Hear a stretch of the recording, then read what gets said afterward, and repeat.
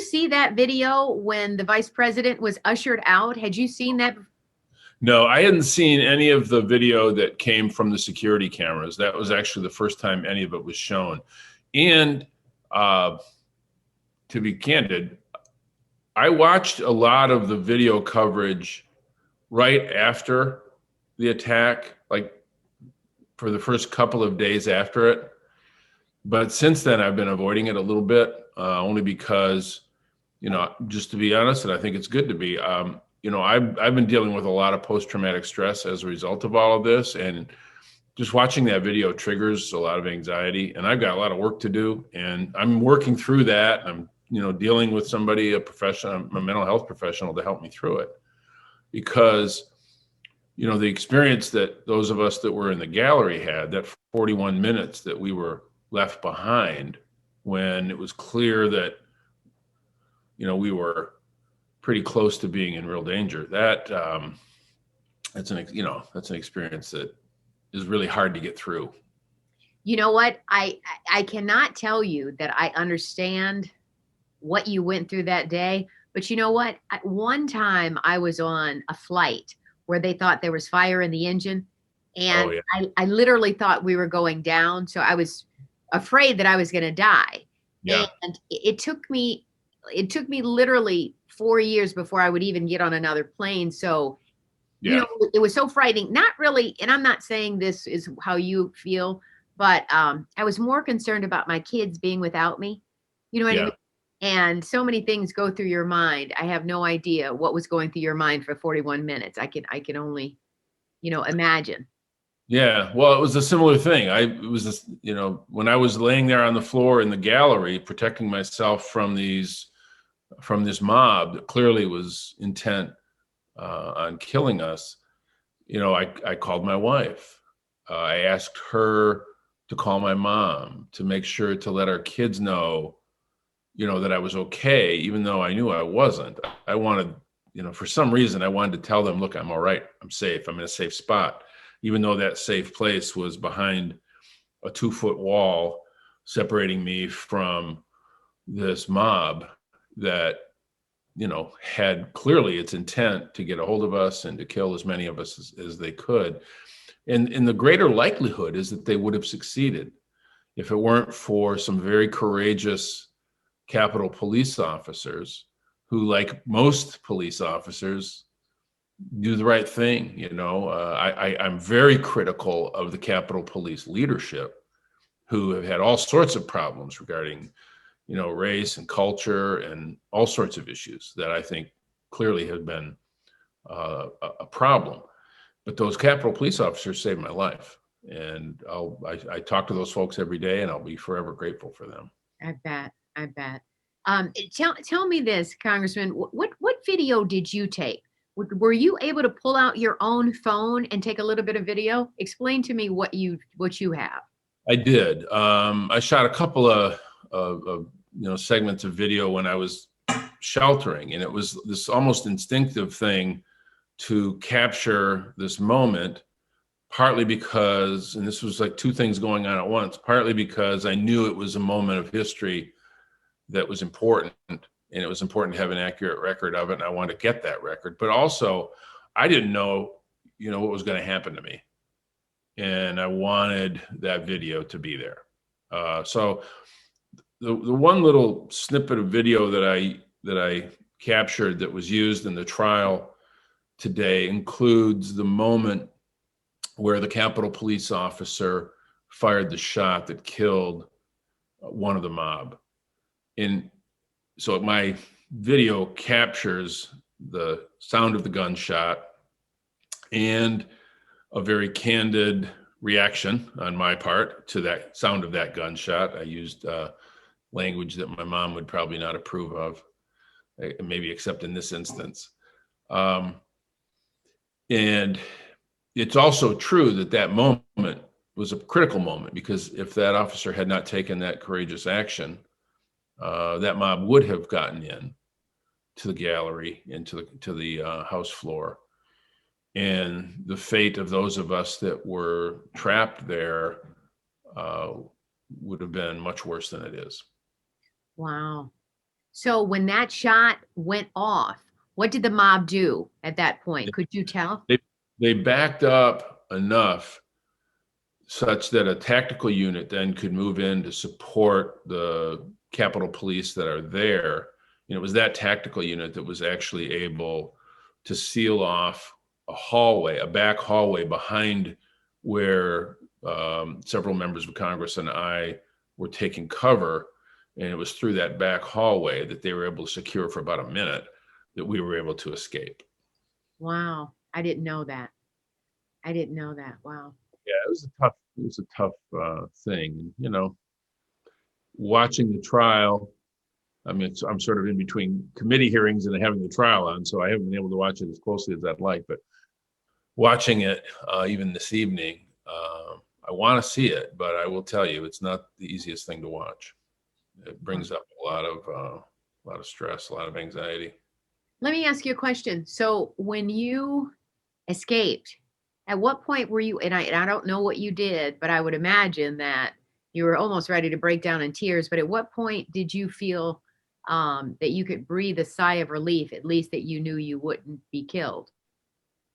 It was a few hours, because when we were able to escape, we actually were able to escape to an area that the rest of the members of Congress had already gotten to, and it's a safe room that I can't describe because I don't want to explain where it is. It kind of would defeat the purpose, but there's some space that's there that is able to be sealed off, that I was able to get to, that we stayed in for about 4.5 hours.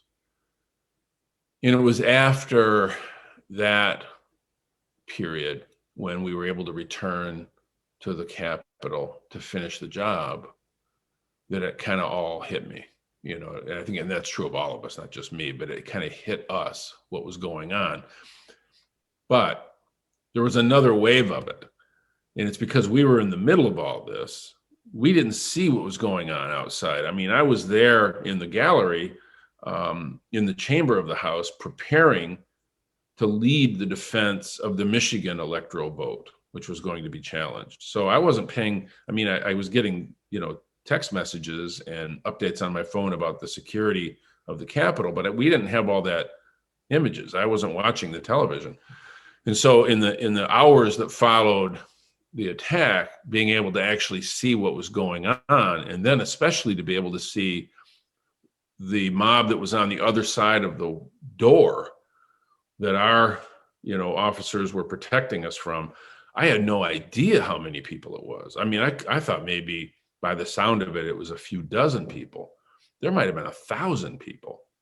So the reaction that I had at that point was, oh my God, we were in bad trouble, much worse than I thought we were. Even when I was taking cover, I knew I was in trouble, but I didn't know it was that bad until I saw that video.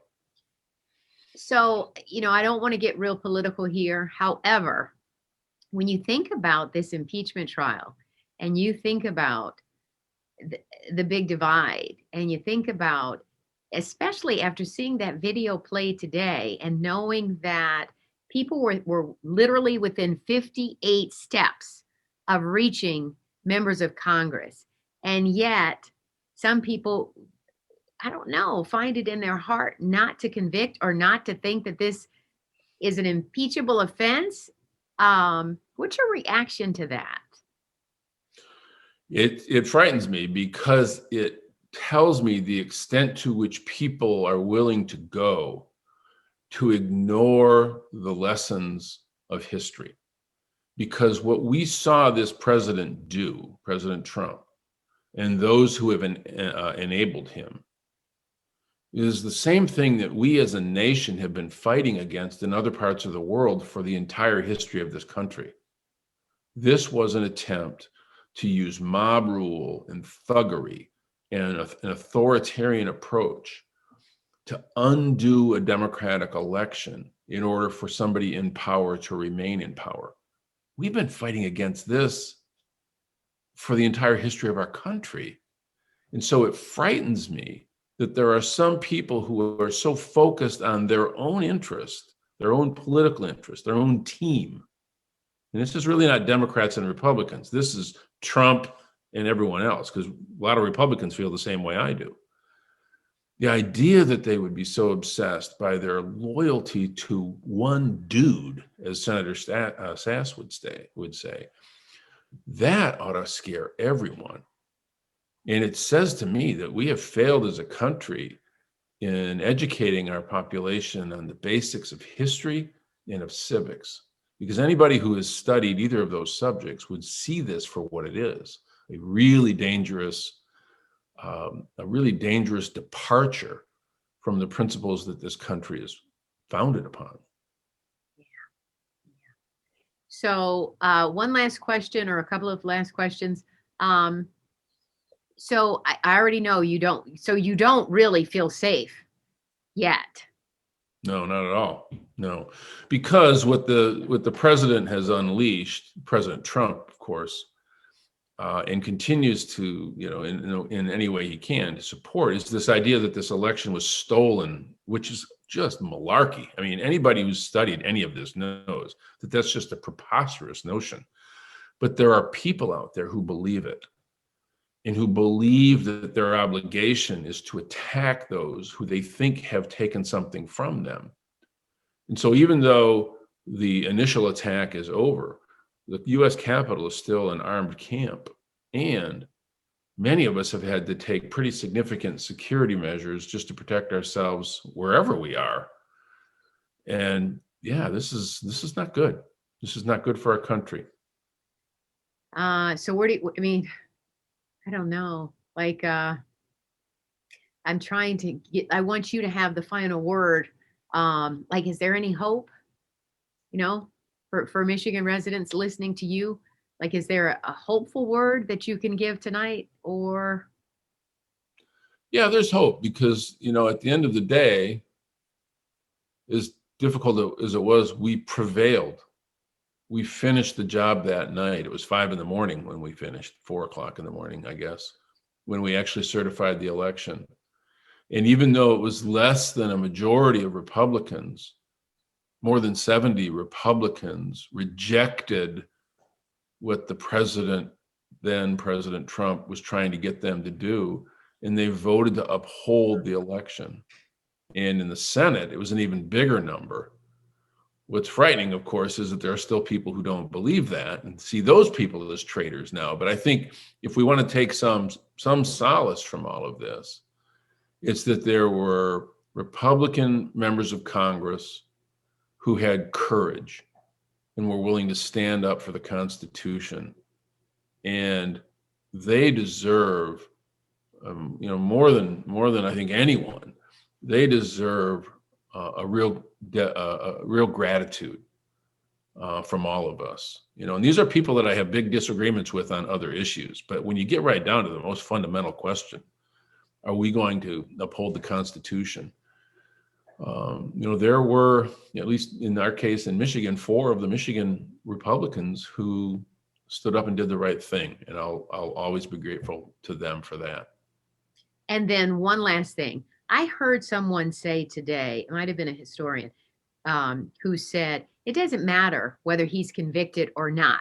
You still have to take the steps. You still have to go through with this impeachment trial for it to be on record. No matter what, it's going to do the job that is necessary. Is that true? I agree with that 100%.